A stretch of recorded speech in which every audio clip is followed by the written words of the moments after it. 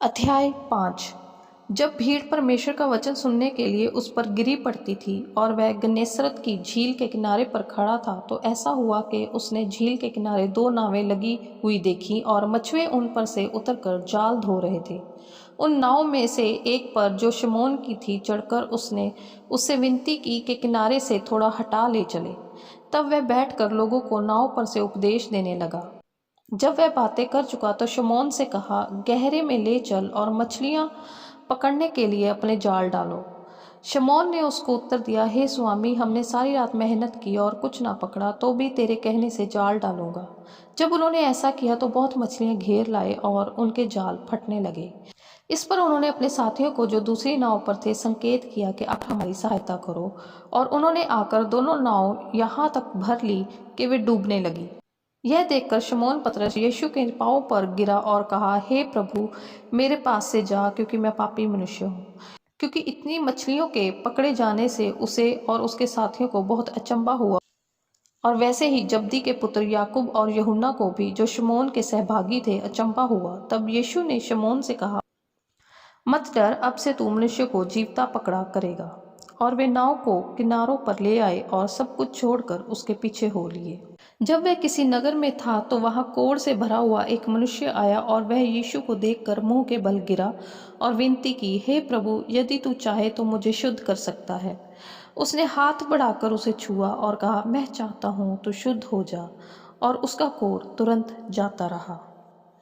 तब उसने उसे चिता, किसी से न कह, परंतु जाके अपने आप को याजक को दिखा और अपने शुद्ध होने के विषय में जो कुछ मूसा ने चढ़ावा ठहराया है उसे चढ़ा के उन पर गवाही हो। परंतु उसकी चर्चा और भी फैलती गई और भीड़ की भीड़ उसकी सुनने के लिए और अपनी बीमारियों से चंगा होने के लिए इकट्ठी हुई। परंतु वह जंगलों में अलग जाकर प्रार्थना किया करता था। एक दिन ऐसा हुआ कि वह उपदेश दे रहा था और फरीसी और व्यवस्थापक वहां बैठे हुए थे, जो गलील और यहूदिया के हर एक गांव में से और यरूशलेम से आए थे, और चंगा करने के लिए प्रभु की सामर्थ उसके साथ थी। उस समय कई लोग एक मनुष्य जो लकवे का रोगी था खाट पर लाए, और वे उसे भीतर ले जाने और यीशु के सामने रखने का उपाय ढूंढ रहे थे। पर जब भीड़ के कारण उसे भीतर ना ले जा सके तो उन्होंने छत पर चढ़कर और खपरैल हटाकर उसे खाट समेत बीच में यीशु के सामने उतार दिया। उसने उनका विश्वास देखकर उससे कहा, हे मनुष्य, तेरे पाप क्षमा हुए। तब शास्त्री और फरीसी विवाद करने लगे, यह कौन है जो परमेश्वर की निंदा करता है? परमेश्वर को छोड़ और कौन पापों को क्षमा कर सकता है? यीशु ने उनके मन की बात जानकर उनसे कहा, तुम अपने मनों में क्या विवाद कर रहे हो? सहज क्या है, क्या यह कहना कि तेरे पाप क्षमा हुए, या यह कहना कि उठ और चल फिर? परंतु इसलिए कि तुम जानो कि मनुष्य के पुत्र को पृथ्वी पर पाप क्षमा करने का भी अधिकार है। उसने उस लकवे के रोगी से कहा, मैं तुझसे कहता हूँ, उठ और अपनी खाट उठाकर अपने घर चला जा। वह तुरंत उनके सामने उठा और जिस पर वह पड़ा था उसे उठाकर परमेश्वर की बढ़ाई करता हुआ अपने घर चला गया। तब सब चकित हुए और परमेश्वर की बढ़ाई करने लगे और बहुत डर कर कहने लगे, आज हमने अनोखी बातें देखी हैं। इसके बाद वह बाहर गया और लेवी नामक एक चुंगी लेने वाले को चुंगी की चौकी पर बैठे देखा और उससे कहा, मेरे पीछे हो ले। तब वह सब कुछ छोड़कर उठा और उसके पीछे हो लिया। तब लेवी ने अपने घर में उसके लिए एक बड़ा भोज दिया, और चुंगी लेने वालों की और अन्य लोगों की, जो उसके साथ भोजन करने बैठे थे, एक बड़ी भीड़ थी।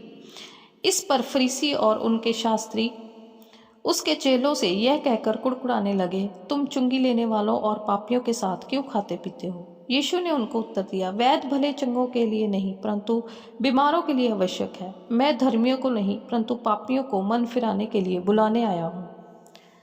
उन्होंने उससे कहा, यूहन्ना के चेले तो बराबर उपवास रखते और प्रार्थना किया करते हैं, और वैसे ही फरीसियों के चेले भी, परंतु तेरे चेले तो खाते पीते हैं। यीशु ने उनसे कहा, क्या तुम बरातियों से जब तक दूल्हा उनके साथ रहे उपवास करवा सकते हो? परंतु वे दिन आएंगे जिनमें दूल्हा उनसे अलग किया जाएगा, तब वे उन दिनों में उपवास करेंगे। उसने एक और दृष्टांत भी उनसे कहा, कोई मनुष्य नए वस्त्र में से फाड़कर पुराने वस्त्र में पैबंद नहीं लगाता, नहीं तो नया फट जाएगा और वह पैबंद पुराने में मेल नहीं खाएगा। और कोई नया दाखरस पुरानी मशकों में नहीं भरता, नहीं तो नया दाखरस मशकों को फाड़ कर बह जाएगा और मशकें भी नष्ट हो जाएंगी। परंतु नया दाखरस नई मशकों में भरना चाहिए। कोई मनुष्य पुराना दाखरस पीकर नया नहीं चाहता, क्योंकि वह कहता है कि पुराना ही अच्छा है।